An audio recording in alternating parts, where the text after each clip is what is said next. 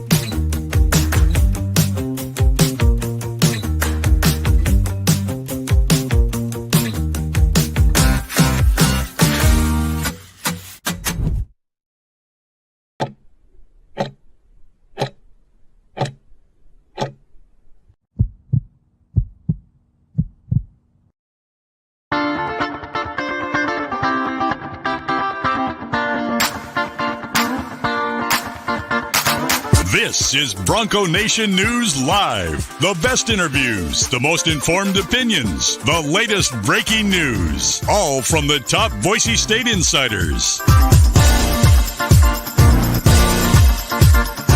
Bronco Nation News Live from BroncoNationNews.com is presented by RowPaint.com, the official paint and coatings company of Boise State Athletics. All Bronco Nation news broadcasts come from the Western Collective Studios. Head down to Western Collective's locations in Garden City or downtown Boise to try some of their delicious beers, including the Horseshoe Golden Ale, the first beer to support an NIL collective. Now, here's four-time NSMA Idaho Sports Writer of the Year, BJ Rains, with another edition of Bronco Nation News Live. Hey, how we doing, Boise State fans? Welcome on in. Happy Monday to you. A new week here at BroncoNationNews.com. My name is BJ Rains. I'm in the Western Collective Studios. Hope you picked up the Horseshoe Golden Ale or the Orange Chaos Seltzer at Albertson Stadium. They are now available at all local retailers and most major retailers. And again, portion of the proceeds from every sale of a Western Collective Horseshoe Golden Ale or Orange Chaos Seltzer goes to help the Horseshoe Collective and putting money back in the pockets of Boise State student athletes. They're in the RowPaint.com studios at KTIK in downtown Boise. We got our friend Mike Prater. Mike, always enjoy Monday, getting your perspective. And we've had 36 hours to kind of sleep on it and discuss the games and spin it ahead. And looking forward to the next 45 minutes or so. How you doing, Mike? Hey, BG, I hate to disappoint you, but my opinions from Saturday night have not changed. Ashton Jeanty's a really good running back. You know what? That's why I pay you. Yeah, that's good analysis right there. We're going to definitely talk Ashton Jeanty. I want to talk Maddox Madsen as well. I want to talk about the CFP and the rankings. Boise State up to number 17 in the rankings this week. So a lot to discuss. The receivers got back involved as well. I enjoy listening to your guys' post-game show. If folks missed that, they can go back and listen to Bronco Game Night. That's on the podcast feed in a lot of various ways online. I know, Mike, you tweeted out the link. Folks can go back and listen to the your guys' post-game show. I know Jeremiah Dickey popped on. There was some real good stuff there. So hopefully folks go back and listen to their your guys' post-game show as well. But I mean, yeah, you're right. Nothing really has changed. 62-30, a really impressive win. A big talking point from fans, our post-game show, whatever, is again, Ashton Jeanty not getting any action in the second half. 186 yards, 3 touchdowns, 13 carries is all that he got there in that game. I know why they're doing it. Obviously, from a coach's perspective, I understand it. Talking to Rid and Bedell on the post-game show, like it's 100% about the team, 100% about the next game, 100% about having him healthy for the long haul here. But for me, as a reporter, but also as just a college football fan, I would have liked to have seen him get a couple of carries in the second half or a couple of drives maybe 1 or 2 drives midway through the third quarter, shut them down. I don't know why the last carry of the second quarter is any more or less important than the first carry of the third quarter just because there's a 20-minute break. I get it from the football perspective. I do think it's leaning more people towards, yeah, we get it, we understand it, but there is a healthy amount of people out there that wish he would get a little more action and put up bigger numbers. Where are you with the Ashton Jeanty? Because I hate to say it, Mike, I mean, this could be the same scenario again on Saturday in Hawaii, and it could be against San Jose and some of these other games they still have left in Nevada. I mean, this is not the last time we're probably going to be having this debate, which is why I think it's a debate right now, knowing the rest of the season, this could still happen 3 or 4 more times. Yeah, it's a debate. It's a debate, but it's kind of a superficial, stupid debate, if you ask me. I do get it. I'm with you. I do get it, but I think the same people that really want to see that are the same. Yeah, God, I'm going to get upset. I'm going to get fans upset right off the bat. It's the same selfish fans that want to see Malachi Nelson for their own pleasure. It's not about the betterment of the program. It's just I want to see a 5-star quarterback with my own very eyes. Here in Boise, Idaho, we don't get to see 5-star quarterbacks with our eyes, so we're begging to watch Malachi Nelson. Well, we don't get to watch Heisman Trophy candidates very often here in Boise, Idaho, so selfishly, we're begging to watch him. But it's a really, really selfish thing. Guys, look at the Heisman Trophy winners over the years. 65. I'm going to just throw out a number. 65% of all Heisman Trophy winners have gone through this exact same scenario. They're dominant on dominant teams that are really good, and they, for the most part, don't play in the second half. This is a phenomenon that's been going on for a long time. Ashton Jeanty is not going to win or lose the Heisman because he sat out in the second half of the Utah State game. So there's no need for him to play. I mean, once he gets into that halftime, it's 20 minutes of sitting down. So it's about going out and getting your body ready again, getting your body loose, getting your body tight. I think it's the perfect break, and it was the perfect game to do that. I got no problem with that. And yeah, it's going to add up over the years, but how many games did Kellen Moore miss in the second half? He still got to New York City, right? So I'm not too much worried about it. I think it's a selfish approach, and I get it. We all want to watch him. I would love to see him play. But for the betterment of the team, I think is the right answer here, and we're just being selfish fans. Yeah, and I would argue he didn't need to play the whole second half. I would have just given him a series or two. Let him try to break one more long run on the first or second series. Let him get over 200 yards at least. He was at 186. I get it, and like I said, more people I think are leaning in your direction. Bedell and Riddle on the postgame show were 100%. Get him out of there as soon as you have a big enough lead. Save him. I understand it. I just think you have a once-in-a-generation running back here with a chance at a once-in-a-generation season for a Boise State, and every yard matters, I believe, for him when it comes to the Heisman and for him to really be a serious candidate here. I hate to say it, but I do think that the stats are going to come down to it, and he needs to have as big of a lead and as big a stats as he can. And I'm not saying, again, in the fourth quarter when you're up 40 to still be running him, but I just think that they could have given him a series or two midway through the third quarter, get him out. I mean, they didn't take any of the other starters out till late third quarter. I mean, but they're not the difference makers. And Ashton Jeanty is the difference maker on this football team, and you need him for the important games down the stretch. Ashton, as long as he gets to 2,000, and right now that's a joke to even think that he's not going to get to 2,000. When it comes to the Heisman, whether he has 2,100 yards or 2,400 yards, it doesn't matter. The 2,000 number is magical, and he's within easy reach of that. And going back to what you said, if you're starting to chase, if Spencer Danielson is thinking, I just want to get him. I want to see if he can pop off one more 75-yard run. You're chasing hypotheticals, and that's a really, really bad mistake because once you do it once, you do it next week against Hawaii, and then eventually it's going to bite you in the ass. So You've got to have this firm plan, and the temptation is so real. So real. I get it, but you got to stick with the plan, and I'm glad to see Spencer Danielson stuck with the plan. Yeah, and I guess my whole thing is again, this Saturday at Hawaii could be same thing. Nevada, San Diego State home games coming up, same thing. This is, if it's one game, fine. But if it ends up being 5 games and you're talking about 2.5 games of his season being removed, if this is just a pattern they're going to keep doing here, I mean, you're talking about 500, 600, 700 yards over the course of the season that he's going to lose here. Maybe, potentially. I mean, I don't know if he's going to get 500 to 700 yards and a couple of extra carries in the second half. If you're asking for a couple of extra series or a couple of extra carries, I don't think that's going to do it. Well, with Ashton Jeanty, maybe it would turn into those kinds of yards. But I get it. It's a healthy debate. Nobody's right or wrong here. It's just a good old-fashioned debate with some opinions. But at the end of the day, I think Spencer Danielson is right in terms of protecting the team, protecting the franchise, protecting the MVP, and being solid with your football team in November. All right, so here's another dumb question that you'll probably scoff at. I know I've talked about it on the show, and people have brought this up, but what is better in 2024 for and for the immediate future and long-term future of the Boise State football program? Ashton Jeanty winning the Heisman Trophy or Boise State qualifying for the CFP? Woo, baby. What's better for the program? Is that what you said? I mean, better for in my mind, and the way I bring it up is I believe that every year now Boise State's going to be in the mix for a CFP bid moving forward here. I think this is a once in a 10 plus year chance to have somebody in the Heisman Trophy. I would probably win the Heisman Trophy this year and then use that to help recruiting and try to get to the CFP next year. But I guess it's a interesting topic that we have discussed on the show, and I don't remember if I've talked about it with you, but having a player win the Heisman Trophy or just making the college football playoff, what would be better for this university? Well, if you could guarantee me winning the Heisman Trophy, and I still think that's uphill. I mean, that's going to be a tough one, even as he sits today. I think he's the betting favorite today, and I'm not sitting here doubting him. I'm just saying that's still going to be a really tough accomplishment. If you can guarantee me winning the Heisman Trophy, I suppose I take that because you're right. This is a once in a lifetime, once in a generation talent that's showing that he's more than worthy of winning the Heisman Trophy. So yeah, I guess if you put it like that, because you're right, Boise State is going to compete for CFPs down the road. No problem there. But to me, it goes hand in hand. And I think Ashton Jeanty just getting to New York City based on the track record and the trends that he's at right now, playing, 3.5 out of every 4.5 quarters or halves or whatever it is.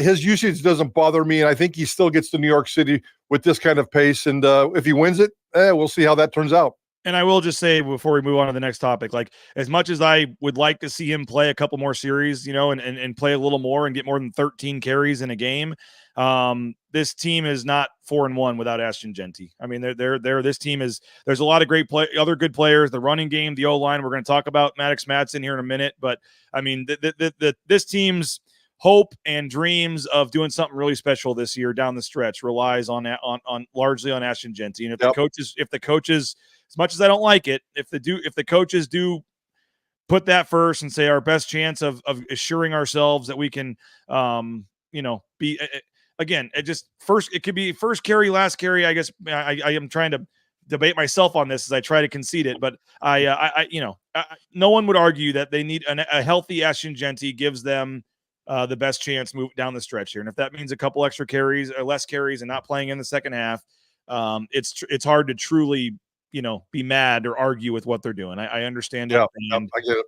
Don't have to love it, but I get why they're doing it, and it probably makes some sense, certainly from the team perspective. I do want to get into Maddox Madsen here in just a second. I want to thank a couple of our sponsors real quick. Western Collective, our studio sponsor. I hope you picked up the Horseshoe Golden Ale and the Orange Chaos Seltzer. The all-new Orange Chaos Seltzer is available at Albertson Stadium. Another sellout crowd. Hope you guys picked those up on Saturday. They're also available at most local retailers. Again, portion of the proceeds of the sale goes to the Horseshoe Collective, helping out Boise State student athletes. And again, check out their two locations, Garden City, downtown Boise. They got food, drinks, all kinds of fun. Check them out, Western Collective. Idaho Central Credit Union, ICCU.com. Check them out. We'll be back during the bye week with another episode of the Tyson Degenhart Show.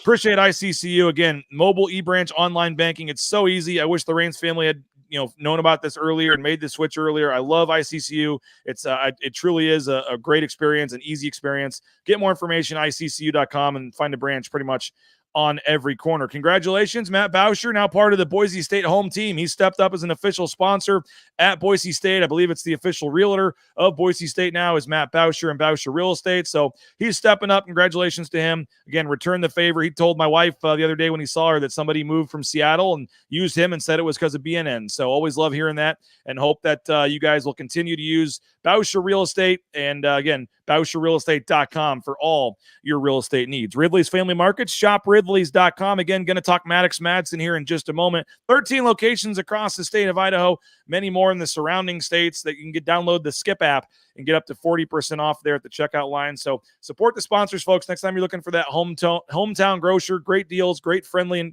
environment when you go in, that family feel, shop Ridley's Snake River Pool and Spa, SpaTeam.com, Twin Falls, Boise, Meridian, Nampa. Been around since 1978. They're part of the Boise State home team as well. And again, whether you're looking for a spa for the back patio, a sauna, a pool table for the game room, they got you covered. Go online, SpaTeam.com, view that full inventory and the various options. And again, locations all across the Treasure Valley, the Magic Valley as well. Snake River Pool and Spa, patio and game, SpaTeam.com. And do want to mention Lithia Ford of Boise, October 19th, 11 a.m. to 2 p.m. That's 2 weeks during the bye week. All their NIL guys, Ahmed Hassanin, Matt Lauder, Andrew Simpson, and Jonah Dalmas are going to be there. So if you want to meet these guys, pictures, autographs, the whole deal, just have a chat with them. October 19th, the Saturday of the bye week, 11 to 2 at Lithia Ford of Boise. All right, Mike, a lot of comments coming in about, the game, and I'm trying to scroll back to a couple that I wanted to get to here.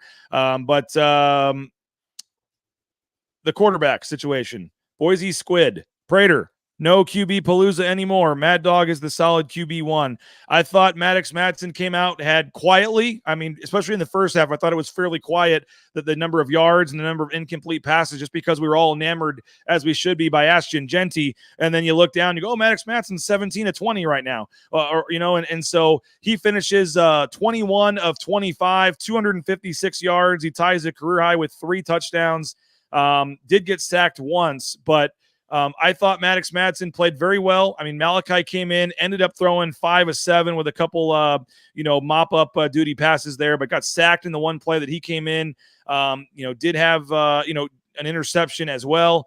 So nothing against Malachi, but I thought that game as a whole, with the way that Malachi struggled in a little bit of action at times and the way that Maddox really played well, kind of proved exactly why Maddox Madsen is clearly QB1 here. And I think it's, as the commenter there said, there's really no debate or argument at this point. Is Malachi still an exciting talent? Does he have a bright future? Yes. Is it now obviously clear that Maddox Madsen needs to be the quarterback of this team for this season? I think that answer is also yes. Yeah, this show is the perfect metaphor for what's going on with Boise State football. We opened up the show talking about Ashton Jeanty and how many carries he didn't get in the second half. Is that the biggest debate around this football team right now? We have officially moved on from the quarterback debate, and Maddox Madsen, and we got to throw Dirk Cutter in there as well. Dirk Cutter putting Maddox Madsen in a position to go out and succeed, especially coming off of a couple of inconsistent performances, inconsistent being the word that Spencer Danielson used to talk about Maddox Madsen and what he was doing. But Saturday night, he was awesome. And the short passing game, the screen game, yeah, it'd be nice if Maddox Madsen could throw it deep. And I know they tried a couple of different times on Saturdays, some with limited success there, but I don't think Boise State has to be a deep passing team. Their deep threat is a dude with number 2 and 2 pairs of legs, or 1 pair of legs, I guess. So, Maddox Madsen was perfectly fine in this game, and it's clear that right now, whether it's mental, physical, all the above, he's clearly in charge of this football team. He played great football, takes care of the football, and I always said, until he becomes a turnover machine, there is no debate with this whatsoever. And again, he didn't turn the ball over. That one sack, he's been sacked twice. Both quarterbacks have now been sacked twice during this season. And obviously the attempts and the snaps that Maddox has taken, he takes care of the football. And on Saturday night, he did more than that. And he was very productive. I love the way he spreads the receivers. 10 different receivers caught balls. And that offense looks spectacular. The number 1 ranked offense in all of college football right now. I thought we had gotten past and have everybody on board, but apparently not, Mike Prater. There's always one. AP chiming in, do it against a good defense, then I'll buy it. 5-yard throws, receivers make it happen. Then we just give 100% of the credit to Madsen. Those receivers didn't have anyone within a 5-mile radius. It was nice to see Bolt and Prince Strawn get going a little bit. Prince Strawn, had only had, I think, 3 catches all season. He has 4 for 58 yards. Austin Bolt, again, I think had 1 or 2 catches all season. He gets 4 catches, including 2 touchdowns. So good to see Austin Bolt, Prince Strawn both get going. Chase Penry, 4 catches for 74 yards as well. Latrell Caples came back in limited action, which is good to see. Had 1 catch for 14 yards. But this AP here wanting to give the receivers the credit, not Madsen. Well, the receivers certainly get some credit. The biggest credit, again, goes back to Dirk Cutter, who's putting Maddox Madsen and playing it perfectly, putting him in positions to win this football game. You hand off the ball, you take care of the ball, you distribute the ball to your wide receivers, and that's exactly what Maddox Madsen did. Malachi Nelson's not doing that right now. In his limited amount of work, he gets sacked, he throws interceptions. He doesn't look like he's anywhere near in control. So again, I'll go back to what I said at the top of the show. Anybody that's wishing that is either just a troll and getting guys like you and me all fired up and the rest of the fan base, or they're just selfish. And sometimes that's okay to be a selfish fan. In this particular case, it's not okay to be a selfish fan. Maddox Madsen is clearly the guy to be in charge, and the selfish guys want to see the fancy stuff. And Malachi Nelson's not the fancy stuff right now, guys. That 5-star recruiting thing you're hanging on to happened over 2 years ago. The body of work we're witnessing right now is not even comparable to what Maddox Madsen's putting on the football field. WAPITI128 says, I love Madsen, but to be fair, Malachi hasn't played long enough to get his groove on. Have you seen enough of Malachi maybe if you gave Malachi he did get better later in the game, I guess, with a little reps under his belt. He had a couple nice passes later. Drew says, Mad Dog is the man. He's going to get better as the season goes on. Still a very young QB. Tyree Maddox Madsen is 100% the guy. Jordan says, Madsen was cooking. Play calling seemed to indicate DK wanted to put the QB questions to bed. Yeah, 100. Well, I don't know if that was his motive, but certainly he wanted to put Maddox in the best position to play great so we could lead this football team to a victory.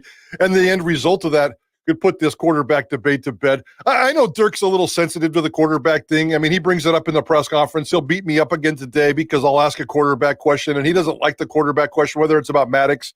And Dirk reads and he listens and he knows what's being said and he knows he's being questioned. He's been coaching for 42 years. And when you start questioning Dirk Cutter's quarterback abilities, and that's kind of his specialty, he's the quarterback guru. He's the guy that got Jameis Winston to play great football in the National Football League, for crying out loud. So, Dirk Cutter's doing fine. Maddox Madsen's doing fine. And the motives are all in the right spots. And right now this football team and this offense is clicking. I got an idea. Why don't I ask about the quarterback and you ask about Jeanty and see if we get better? That's right. You got beat up last week for asking about Jeanty, and then he turns around and scolds you. It's like BJ wants Jeanty to have the ball every single carry. So yeah, let's flip that around. I'll ask about Jeanty today. You'll ask about the quarterbacks, and he'll bark at us no matter what. Let's see. I do want to say this though. Yes. Even in his limited work, and even sometimes where he gets sloppy, the sacks and the interception, I have all the confidence in the world. And it has nothing to do with a high school quarterback rating from 2 years ago. But I have all the confidence in the world that Boise State has one of the better backup quarterbacks in all of college football. Even at the unproven stage, when Malachi Nelson comes in, I felt a little drop off on Saturday because Maddox was playing so great. I don't have a bad feeling whatsoever. And if it ever gets to the point where Boise State needs to play Malachi Nelson for real, I don't have any angst there whatsoever. Dirk Cutter and Malachi, they'll get on the same page. They'll put themselves in a position to win football games. I think Boise State should focus on, and I'm talking about the fan base, just the fact that they have this beautiful security blanket behind Maddox Madsen in case he gets hurt. Bronco Ray says Dirk doesn't like BJ. I don't know if that's necessarily the case. He just likes to have some fun. But Eric Shenander sure ain't going to like me with some of the stats I put on Twitter yesterday. We'll get into the defense in a little bit because there's obviously some, at least on paper, there's some stats that are not trending in the right direction and not looking good when it comes to the defense. I know there is some context needed for some of that with the score and things, but for the most part, the defense, at least statistically, is struggling a little bit this season. So we'll get to that. But Candid Trader says a few throws downfield that were high-level throws. I played quarterback. Madsen has better pocket presence than Malachi. Let's see what else we got here. A lot of fun. It's just nice though. I mean, some love for Maddox. I thought he deserved it. I do think they probably came out, especially near the goal line when they easily could have given it to Jeanty a couple times. They threw the ball and got a couple touchdowns. So yeah, I do think there was an effort to get Maddox, going a little bit. And frankly, Mike, I don't care if they're short 5-yard passes if you're moving the ball. Oh, 100% fine with that. 100% fine with that. Eventually, yeah. The long passing game is fine, and they tried it a couple of times on Saturday, so limited results there. But yeah, it'd be nice if you want to be an explosive offense. You don't necessarily want to be an explosive passing offense. You want the whole damn offense to be explosive.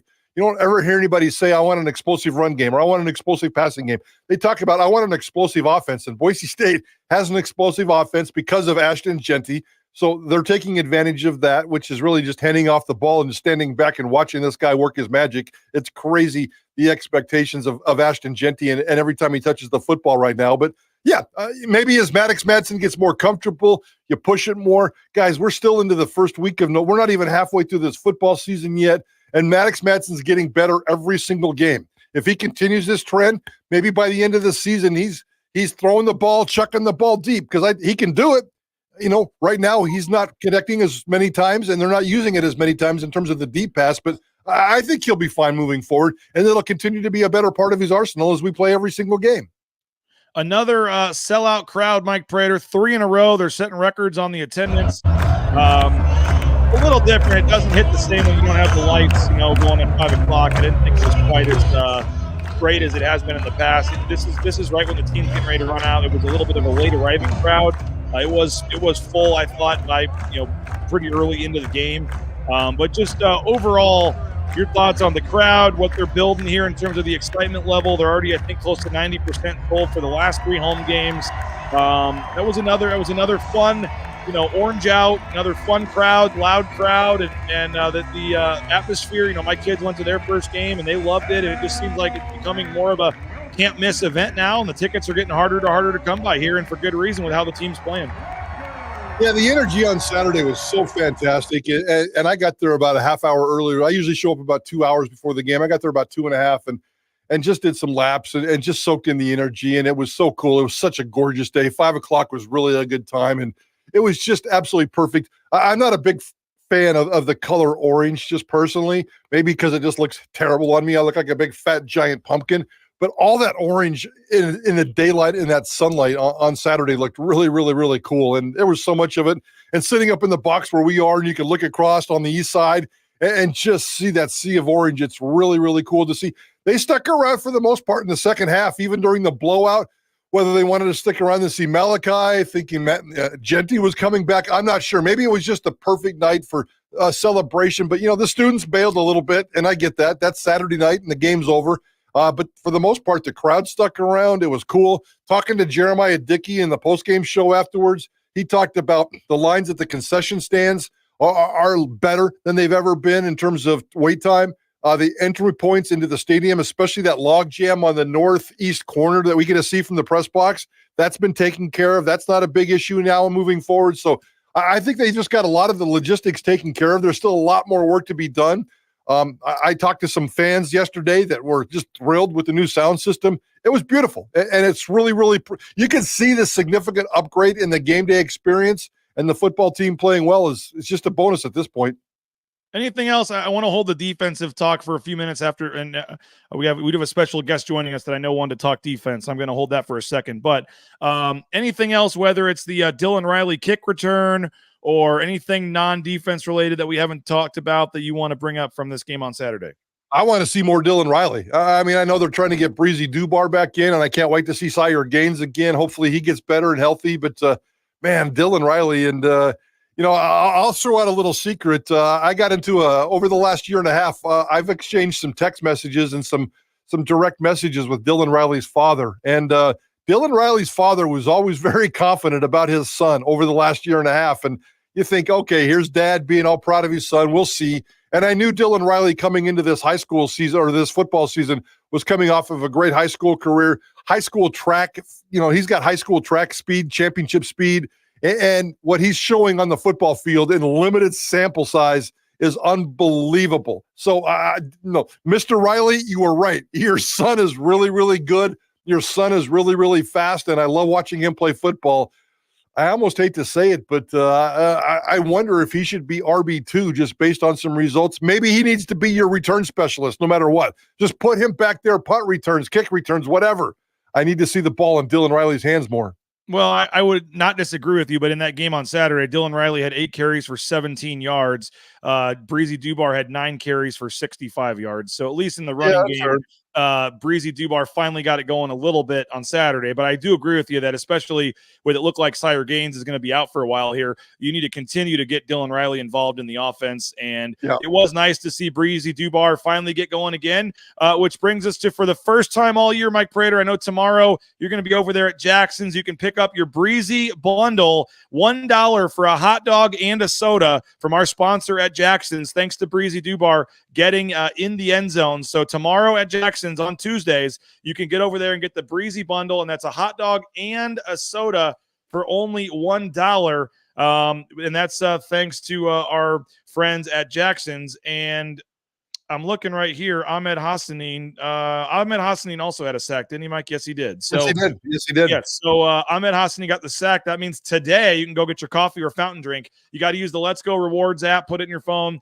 Coffee or fountain drink, 91 cents at Jackson's today, thanks to Ahmed Hassanin's sack. So get over to Jackson's the next 2 days here. Jackson's a big sponsor of Bronco Nation News. You should also get over to the Blue and Orange store. Get your new gear for the rest of the season here, whether it's a sweatshirt as the weather cools down, a jacket, a new hat, sideline coaches apparel, the NIL shirts. They got it all at the Blue and Orange store. I know you have a lot of selections, a lot of options when it comes to your Boise State gear around town, but the ones that have been around since the first Fiesta Bowl, a big supporter of BNN, highly recommend the Blue and Orange store, theblueandorangestore.com. Check them out, theblueandorangestore.com. And again, we appreciate Travis Hawks and company, and highly recommend you heading into the mall or right there at theblueandorangestore.com. You can order from anywhere in the world. Transportation compliance service. If you're looking for a job, how about the trucking industry? Maybe you haven't thought about it, but I highly recommend it. The folks at TCS can help you get the permits and things you need, get you out there towing that first load in no time. Check them out, transcompservice.com, transportation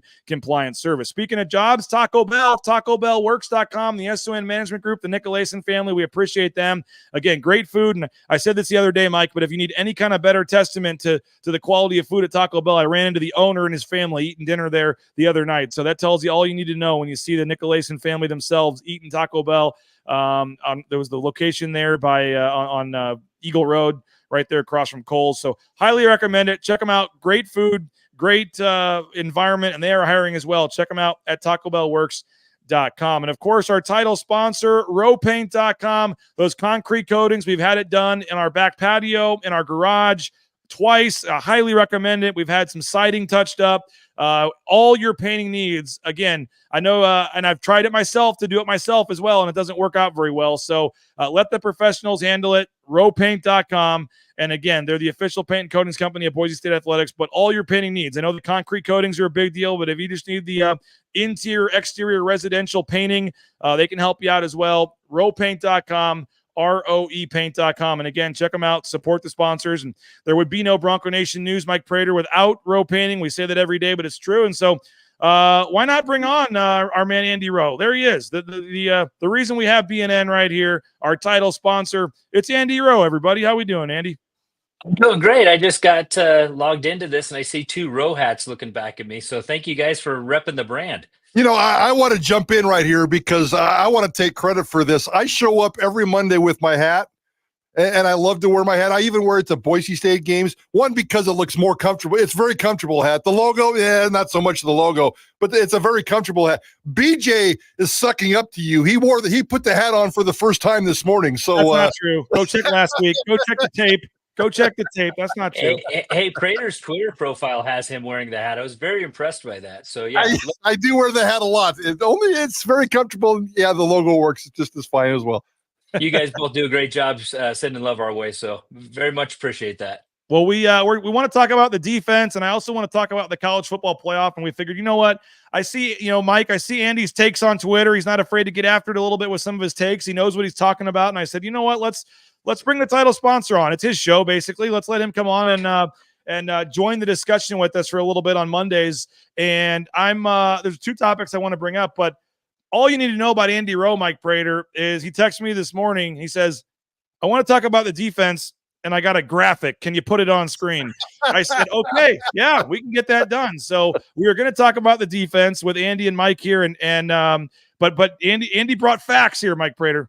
Well, you know what, Andy, and he said this publicly a couple of times, so I can throw him under the bus because there was a time in his life where he was making really poor decisions. He wanted to be a sports writer at one point. He got smart and went off to be a businessman, a very successful businessman, and you and I are just plugging along trying to be a quasi-sports writer. So, Andy, you got the best of both worlds. You can go off and be a successful businessman, and now you're going to play a little sports writer as well. Well, right. I appreciate that. Yeah, it's fun to talk BSU sports. I think that's the easy part. Is it comes naturally because I love it. All right, Mike. Before we get into the stats here, what is your evaluation, Mike Prater, of the defense to this point? We're going to put some stats up here. They're not super great. I also said on Twitter yesterday, I feel like they're playing a little better than maybe the stats show at times. I mean, they've made stops when they've really needed to. I mean, if not for the kick returns against Oregon, they'd be undefeated right now. I mean, where are you overall, Mike Prater, with the defense? Well, the front half of this defense, just like we thought coming into the season, is pretty damn productive. I hope Ahmed Hassanin and whatever owie he got on Saturday is not just a small owie. I mean, I hope it's a small owie and he's back. They need that kind of pressure up front. They've done a nice job of getting the pressure up front. The back half of this defense, again, as we thought going into the season, has lived up to its reputation, which isn't good. I think they're soft. I need to dive into this, and maybe this is where Andy jumps in, and certainly we're going to kind of start grilling the coaches, and we have been grilling the coaches, but is it scheme? Is it just – I think they're soft back there, really, really soft, and there's too many good playmakers for them not to make the plays that they're making. About 200 pass attempts, they have one interception dating back to last year. Again, another game this past weekend, no interceptions, and we know that they're good playmakers. That's the frustrating part for fans. That's the frustrating part for sports writers, and I guarantee you it's frustrating for the coaches. So the lack of ability for these playmakers to convert plays, playing soft on the back end of this defense, especially with so much pressure up front. I don't get how they're so soft. That pass defense is brutal right now, BJ, and they absolutely need to shore that up one way or the other. Andy, what are your thoughts on the defense? And let me know whenever you want me to throw this graphic up here.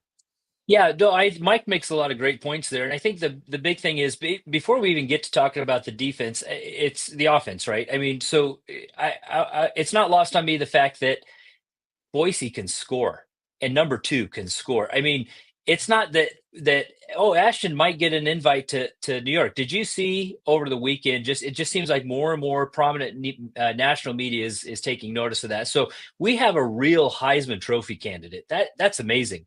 So the offense can score. Ashton is great. We're not having conversations about what's wrong with this team like we were a year ago right now. Like things in general are moving in a great direction. But because they're moving in such a great direction, now it feels like, for me, it was the Oregon game. There's been a shift for the average fan. In the Oregon game, we saw that Boise can play with the big boys. Now, we don't know how much we know about Oregon. We're going to find out a lot this weekend. But if they go toe-to-toe and it's a game with Ohio State, then you've got one of the legit top 5 team in the country that Boise not only played with, but really dominated if it wasn't for those couple of scores. So now after that game, the cherry on the top is Washington State. To see Boise at home truly dominate a team that I think is a pretty decent football team. So now you're shifting the conversation, and we're not just having a conversation about are they going to win the next game? We're talking about college football playoff. We're talking about this is the team that's going to go to the playoff. And you can go back to the Fiesta Bowl teams, and I guarantee you none of them were satisfied just to get to the Fiesta Bowl. They want to win a game. So if we're going to talk about winning a game, barring something major happening, our offense is going to score points. There's some passing game that needs to get going better, but you've got a Heisman Trophy candidate. You've got a stacked backfield behind them. Because we're going to score some points, we're not talking about will we win. We're talking about how are we going to win. Enter the defense. That's why this is applicable to the defense, because there's going to be a game where the offense has an issue. Maybe Jeanty goes out. Maybe it's just a precaution. Maybe the other running backs are having an off night. You've got some of these games where you're going to Hawaii. There's a time zone change. You're going to be in Wyoming late in the season. Obviously, the UNLV game. So what happens when we really need to lean into the defense? And so you can throw that graphic up, because really what I based this on was yesterday you had a tweet and you gave – these were the rankings, because you said Boise, the defense feels better, but these numbers are kind of surprising. And I looked at those numbers and I thought, well, a few weeks ago, I heard the term elite. And Prater, I don't think you were the one that brought it up. I think maybe Hassanin said something about it. Which, yeah, look at the sacks. We're number 2 in the country in sacks. So Hassanin can talk about the elite D-line pit play, but that's only one avenue of the defense. And so I thought if we're going to talk about not just is Boise State good, but are they college playoff good, then let's talk about what were the elite defenses and what did they look like. And so I just quickly grabbed these numbers, and you can fact check me. I might have gotten them wrong. But if you look back at those seasons, 09, 10, and 11, we were hanging 50 and 60 on opponents. But also there were a lot of games where opponents were getting 3, 10 points. You know, maybe they'd get to 14 or 17, and it was, fourth quarter time when we had our backups in.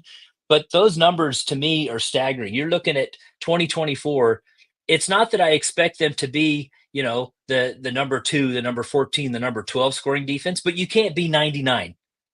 it's not that I expect them to be in the top 20 of total defense, but you can't be 103. And the same thing applies to every one of these categories you look at. Outside of sacks, show me one of those categories where this team, not elite, just good. They haven't yet crossed over. Now, I'm not here to trash the defense. I love those guys. You got some great, like Mike said, you got some playmakers out there, but they're not performing for whatever reason to the level that they could. Not to say they're not having great games. Obviously, they're stopping teams, but what teams are they stopping? Washington State, that was an impressive stop to me. Utah State, not so much. Oregon, very impressive. But again, who's Oregon? We're going to find out this weekend. So I didn't bring these numbers out to trash the defense, but if we're going to talk about elite defenses of the past, how is this team and how are they trending? And I'll say this, Mike, when I put those stats up yesterday, a lot of people said, oh, well, they're playing a lot of pass happy offenses. And, when you're up a lot in games, you're going to throw the ball and give up some yards. Well, this proves right here in these stats that that's not necessarily the case. You mentioned all the points, Andy, they were scoring in 2009, 2010, 2011, and yet they're top 15 in scoring defense, top 15 in total defense, top 35 in pass defense and rush defense, takeaways.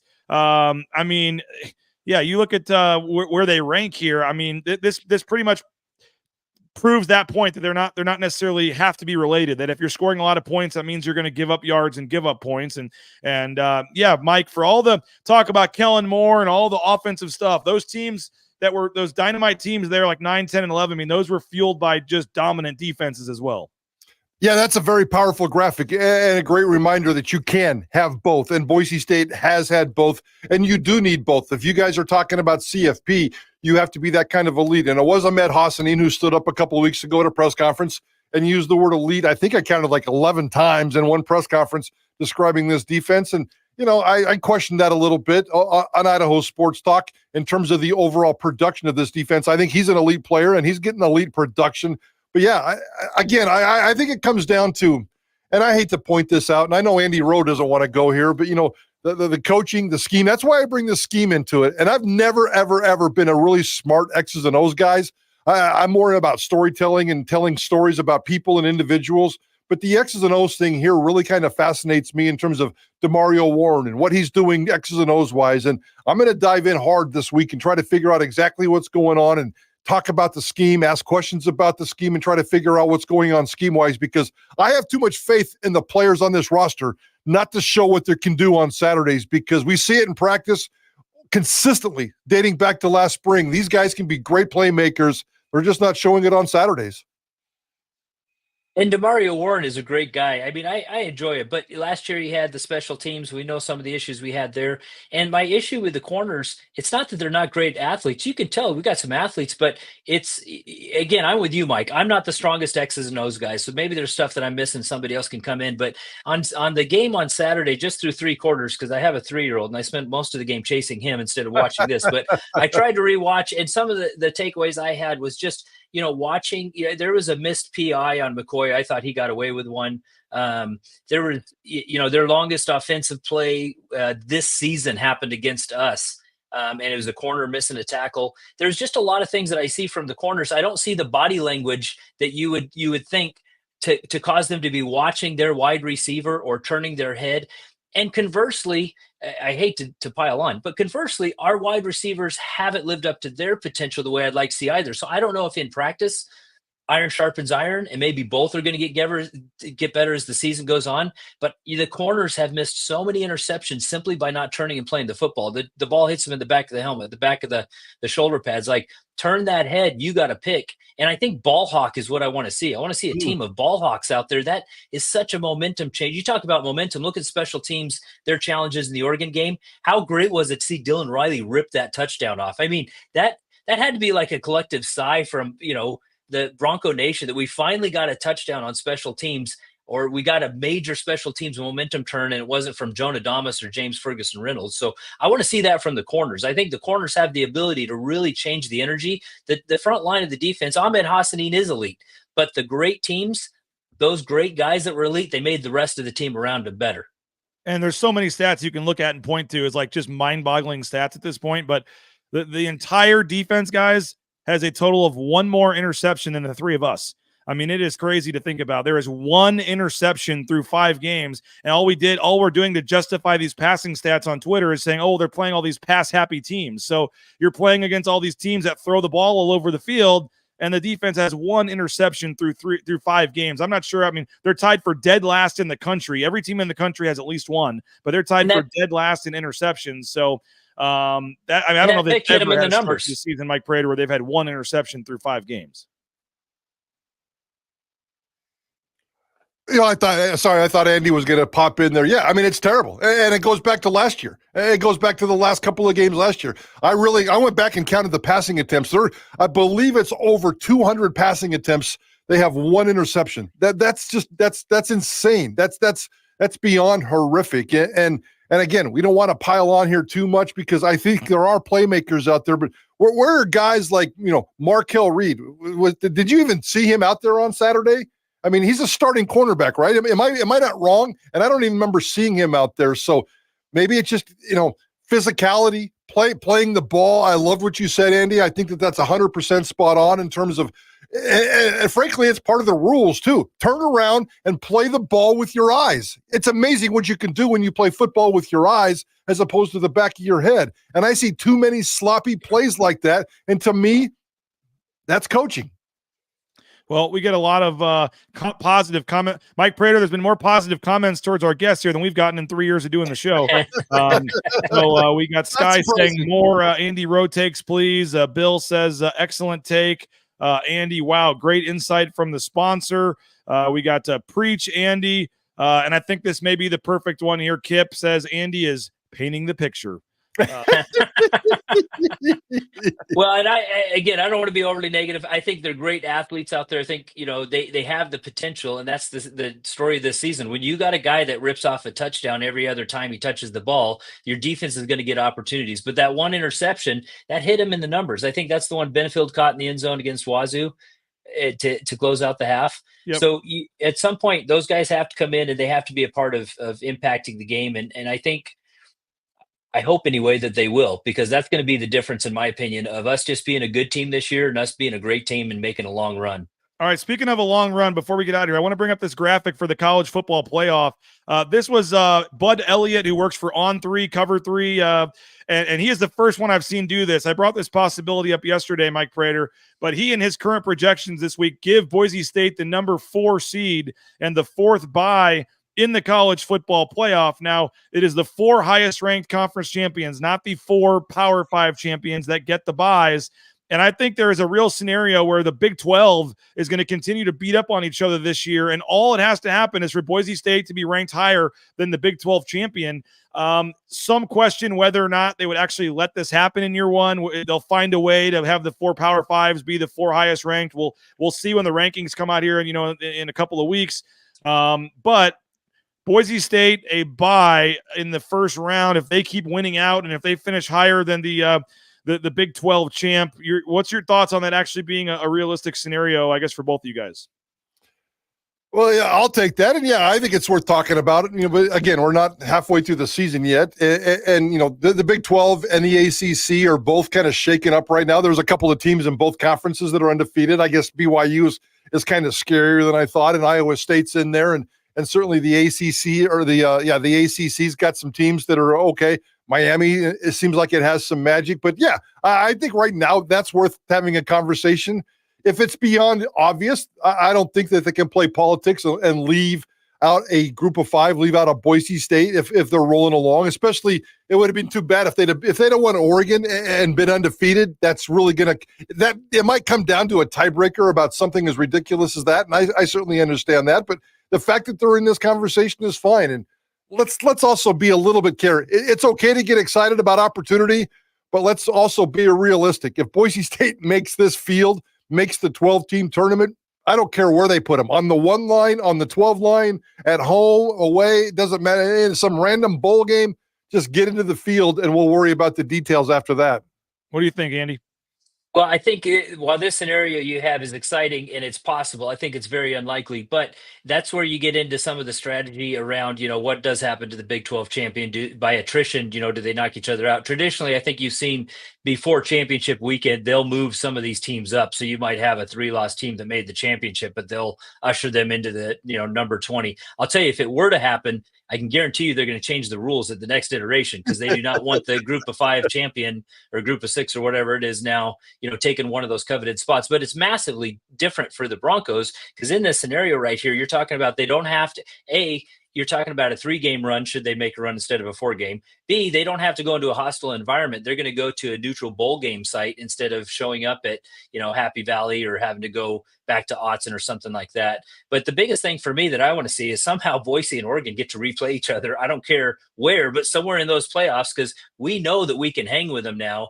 And I think that, Saban said on College Game Day over the weekend that he called Kirby smart. And he said, this isn't the worst thing that has happened to you when, Georgia lost to Alabama, that some of our best teams had losses. And I would point to the 2005 season where Boise State had some very painful losses. And I think that fueled a lot of the 2006 success. And I think that Oregon loss is a good little burr under these guys' saddle to keep them moving forward.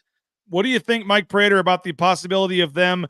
Okay, say they win out and they want to keep the other team, the Power Four is the 4, 1 through 4. That's fine. But what about Boise State? Do they have any chance to finish 5 through 8 and actually get to host a game at Albertson Stadium?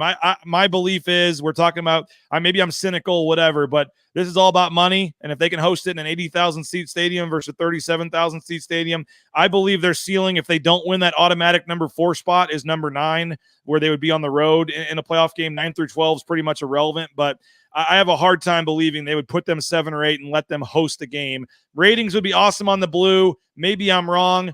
But what do you guys think of that part? Yeah, you're not wrong. You're not wrong. And that's probably the realistic approach, the realistic answer. But let's put a couple of different scenarios into play here. One, ticket receipts, ticket gate money is good. It's important, but it's small potatoes compared to the kind of TV revenue they're getting. So let's hope that they don't make decisions based on tickets sold inside the stadium. To me, it's all about the viewers. And Boise State has a rock star in Ashton Jeanty that's going to get you a lot of television viewers. We just opened up this show with a 10-minute debate about whether we're getting a chance to watch Ashton Jeanty enough because we want to see him play football every single second of the day because he's that good. So if Boise State finishes undefeated and Ashton Jeanty is top 4 in the Heisman, if Ashton Jeanty is still the betting favorite to win the Heisman, I think that this might be one of those rare exceptional years where they could put Boise State into one of those games where they could actually host. So I think all options are on the table, but the realistic part of it, you're probably right. 9 might be the ceiling. What do you think, Andy? Yeah, I'd mimic that. I think you've got the realistic approach to it, and Prater's right about that. I don't think they'll let it happen. There's a lot of things politically that happen in these votings. However, that being said, never underestimate the power of 2 things. One is, EA Sports relaunched their football game, the video game, right? I'm not a video game guy, but I know it was all the rage. What was the opening scene of that commercial? It's the blue. The blue is, yeah, it's iconic. Now, if you add a Heisman Trophy, and I don't know when the Heisman Trophy actually happens in relation to the dates of the college football playoffs, but should Ashton win the Heisman, you have a Heisman Trophy candidate, the iconic blue, the first playoff, and it gives them fodder for like, oh, see, we're not down on the little guy. We're welcome the little guy to the table.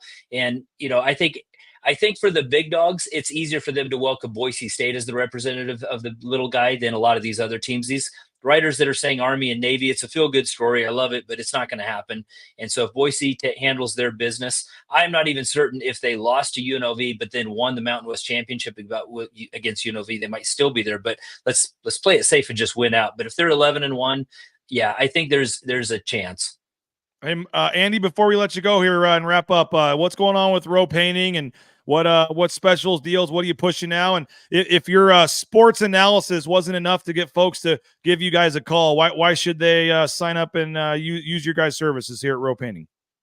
Well, hey, we're pretty stable in what we do. Every year in the wintertime, our prices get dialed into our winter pricing just because we don't have the exterior work that's happening during this time of year. So it's a good time to get the inside of your home or business painted. The studios down at KTIK are about to get a paint job because that very reason right there. So yeah, if you guys need interior painting, now's the time of year to do it. Our concrete coatings division works year round. They're inside, outside, tenting things off. So if you're looking for something like that, but yeah, this is the best time, bang for your buck as far as what we do. I was toying with the idea, maybe what we'll do is we'll start doing some specials tied to the Broncos performance for the BNN subscribers. So look out for that. I'll come up with something special that BNN subscribers get. I think that'd be a fun thing to do, but we're here for all your needs. I think at this point, people know, we do it all. Ropepaint.com is the website. So give us a call. We'll get you taken care of.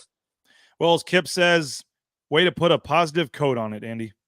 I love the analogies, man. Keep them coming.